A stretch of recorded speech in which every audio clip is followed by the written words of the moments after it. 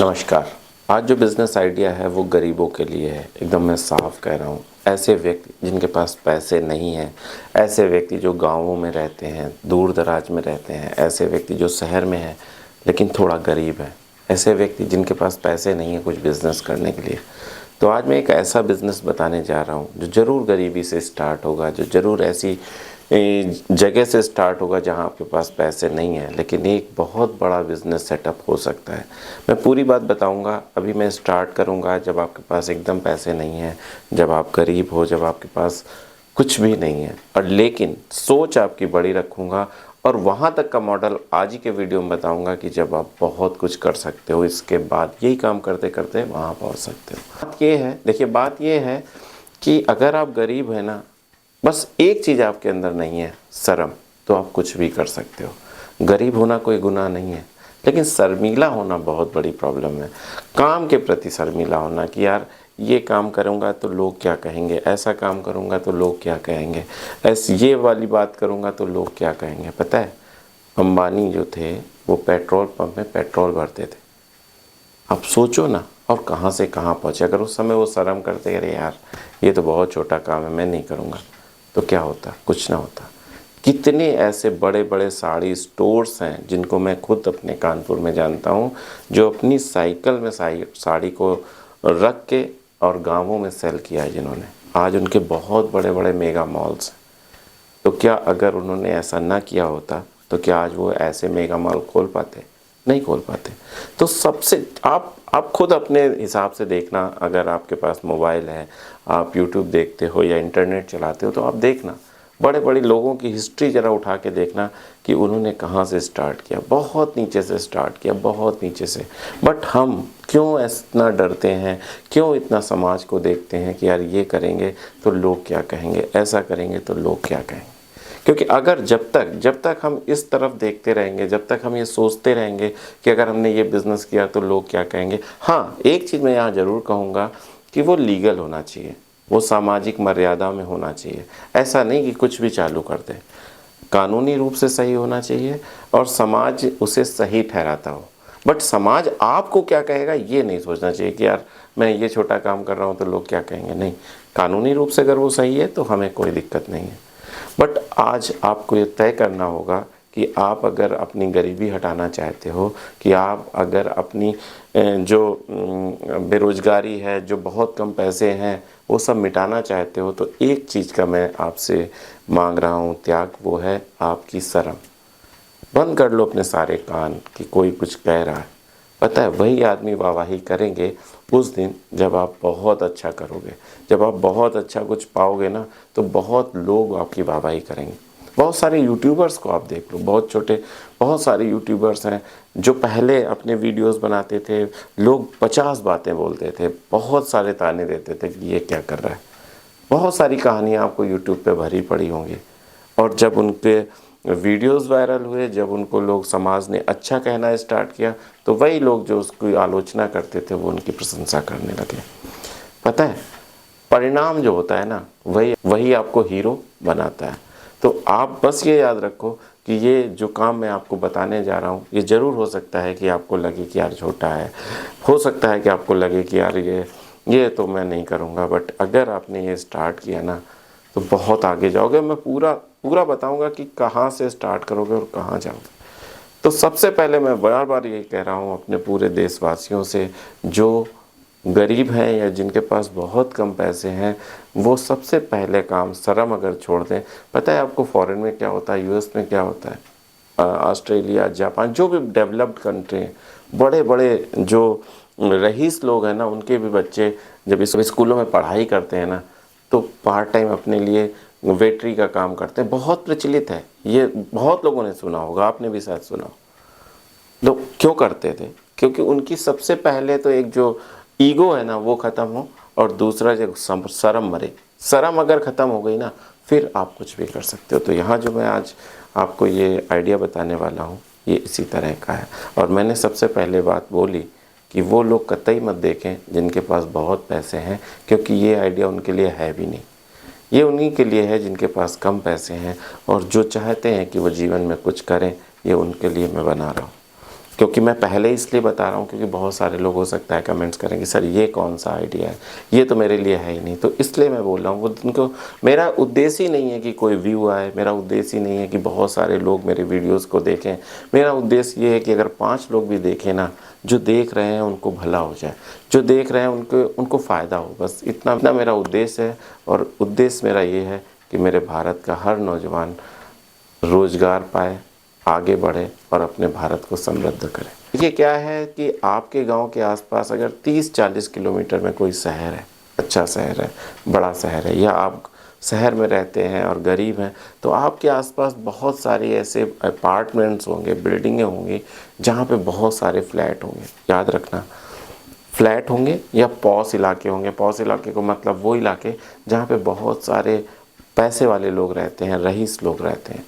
तो जो सबसे इम्पोर्टेंट आज की डेट पे उनके लिए समस्या है वो है गाड़ी वॉश। वॉश का मतलब ये नहीं कि पानी से वॉश करना, वॉश का मतलब ये कि डेली कोई उनकी गाड़ी को ऊपर से कपड़ा मारे, साफ़ सफाई कर दे और अंदर से भी साफ़ सफाई कर दे। अंदर से मैं बताता हूँ होता कैसे है। अंदर से जो साफ़ सफाई होती है वो हफ्ते में एक बार होती है, और जो ऊपर से कपड़ा मारना होता है गीला और सूखा, वो पर डे वो व्यक्ति मारता है जो इस काम को करता है। बहुत बहुत ज़्यादा इम्पॉर्टेंट और बहुत ज़्यादा लोग पैसे देते हैं इसके। 800 रुपये महीना देते हैं, 100% देते हैं। और हर अपार्टमेंट में, अब मैं अपार्टमेंट की बात इसलिए कह रहा हूँ क्योंकि वहाँ पे एक साथ एक जगह आपको कम से कम 50 से 100 कारें मिल जाएंगे एक साथ एक जगह। अगर एक अपार्टमेंट आपने देख लिया, मिल गया आपको, तो आपको 100 से 50 से 100 कारें आपको आराम से मिल जाएंगी। क्यों मैं ये कह रहा हूँ, अगर आपको 50 कारें भी मिल गई, माना मिनिमम 50 कारें मिल गई और 800 रुपये आपको हर कार से मिले, तो आपके कितने पैसे हो जाते हैं? 8×5 = 40, यानी 40,000 रुपये आप महीना कमा सकते हो। अभी मैं ये स्टार्टिंग बता रहा हूँ, मैं बहुत आगे की बात बताऊँगा, मैं आपको एक कंपनी बनाने तक की बात बताऊँगा। इतना मत सोचना कि सिर्फ मैं आपको कार वॉशर ही बना के छोड़ दूँगा। मैं आपको एक बड़ी कंपनी इस्टेब्लिश करने की पूरी बात बताऊँगा, बट स्टार्टिंग यहाँ से होगी।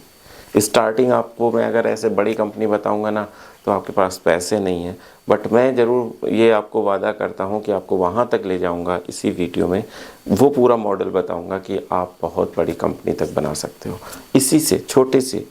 अब आप आओगे कैसे, मैं पूरी बात बताऊँगा आपको, ऐसा नहीं कि बस छोड़ दूँ बीच में। आप अपने गांव से, आप अपने घर से साइकिल से उस अपार्टमेंट तक आओगे। बात कैसे करोगे?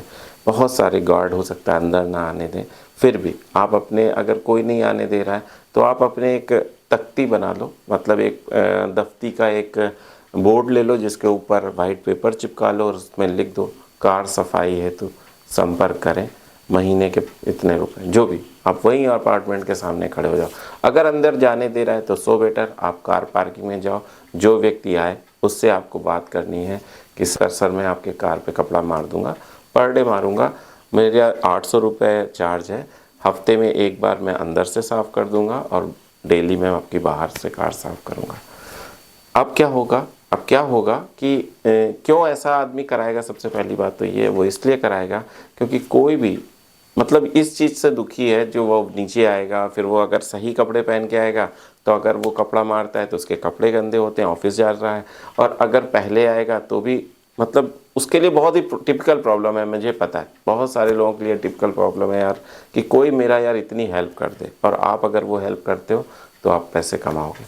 इसके बाद क्या करना है आपको, माना आपको 50 कारें मिल जाती हैं, एक अपार्टमेंट में नहीं, दूसरे में नहीं, तीसरे, एक साथ तो आप 50 नहीं करोगे। कैसे करोगे मैं वो बताता हूँ। कोई व्यक्ति 8 बजे अपनी ऑफिस जाएगा, कोई 9 बजे जाएगा, कोई 10 बजे जाएगा, कोई 11 बजे जाएगा, कोई अगर व्यापारी होगा तो 12 बजे जाएगा। हर व्यक्ति अलग अलग समय पे ऑफिस जाएगा। तो आपको करना ये है कि आप 5 साढ़े 5 बजे उस अपार्टमेंट में आ जाते हो जहाँ पे आपको कारें मिली हैं। पास में ही रखना, जितने भी आप ऑर्डर लेना, मोस्टली ये सोचना कि ज़्यादा से ज़्यादा पास हो। जितने पास होंगे उतना आपको कम समय लगेगा उनको सफाई में, उतनी ज़्यादा कारें आप साफ़ कर पाओगे। तो सबसे पहले आपने उन लोगों की कारें साफ़ करनी है जो 8 बजे जाने वाले हैं। उनकी एक लिस्ट बना ली, ये कार नंबर के हिसाब से लिस्ट बना ली, कार नंबर ये 8-10 होंगे जो 8 बजे जाते हैं, यानी कि उनकी मुझे 7 बजे तक रेडी कर देनी है। फिर कई सारे होंगे 10-12 जो 9 बजे जाते होंगे, उनकी 8 बजे तक रेडी कर देनी है। कई सारे होंगे जो 10 बजे जाते होंगे तो उनकी 9 बजे तक रेडी करनी है, यानी आपको टाइम मिलता जा रहा है। सारे के सारे कारों का नंबर जो है इस टाइप से आपको अरेंज कर लेना है कि कौन कितने बजे जा रहा है, इस हिसाब से आपने कारें सफाई कर देनी है। इससे क्या होगा, आपको एक तो क्या है कि आपको पैसे मिल रहे हैं, बहुत अच्छे पैसे मिल रहे हैं, और आपका मेन चीज़ है कि आपकी एक कंपनी की स्टार्टिंग हो रही है। इसके बाद क्या करना है कि जब आपको ऐसा नहीं है कि बस आपके आपके क्षमता के अनुसार आपको 50 कारें मिल गई, इससे ज़्यादा आप नहीं कर सकते हो तो आप बैठ जाओ, नहीं, आपको दूसरी बिल्डिंग तीसरी बिल्डिंग में काम मांगते रहना है।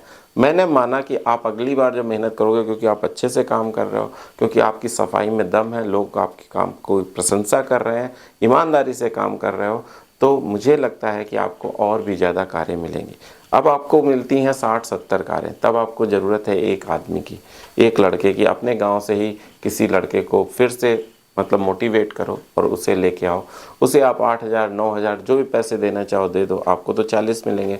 उसे 10,000 12,000 जो भी आपको देना है दो, और उसे अपने साथ लेके आओ। आपको 6 बजे से 12 बजे तक तो काम करना है, बाकी समय आप फ्री हो।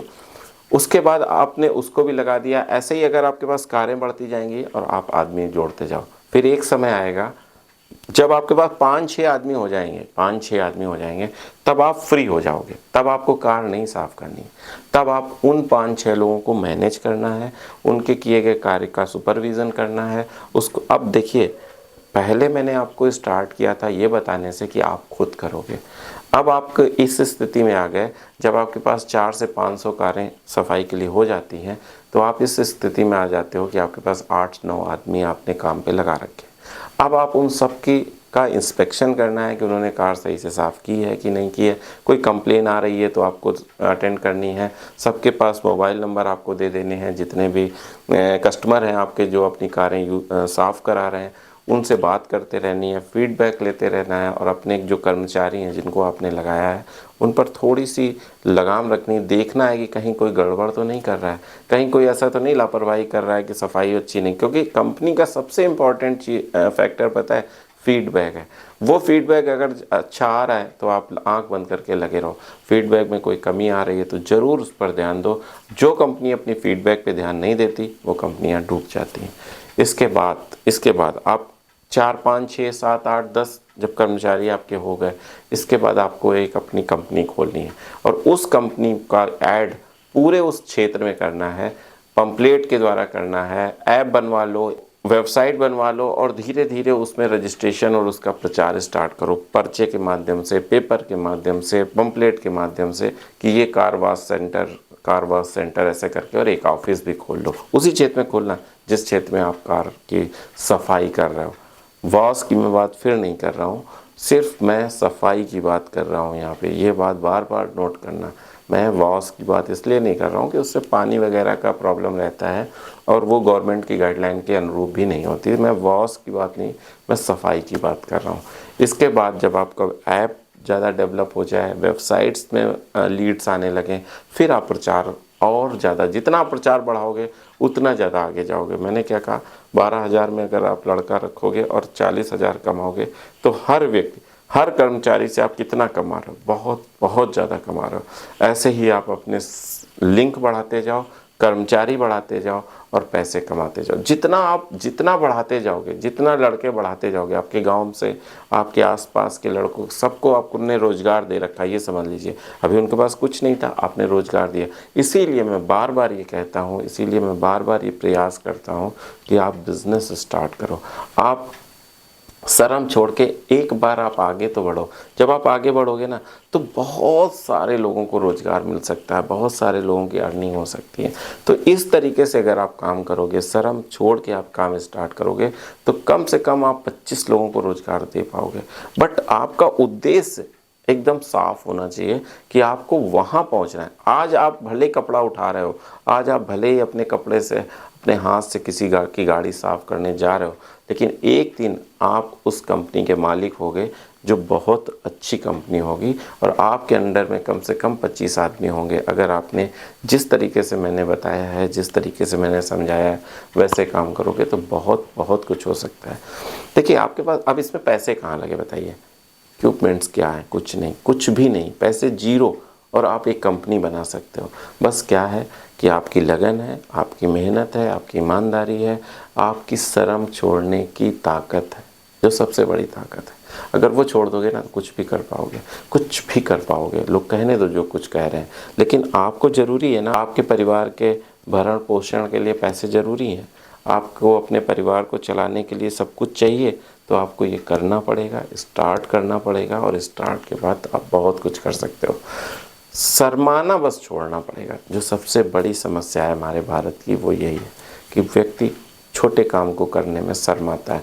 जो नहीं शर्माता वो बहुत आगे चला जाता है। बस इतना ही कहना था। अगले वीडियो तक मैं आपसे विदा चाहता हूँ। तब तक के लिए नमस्कार।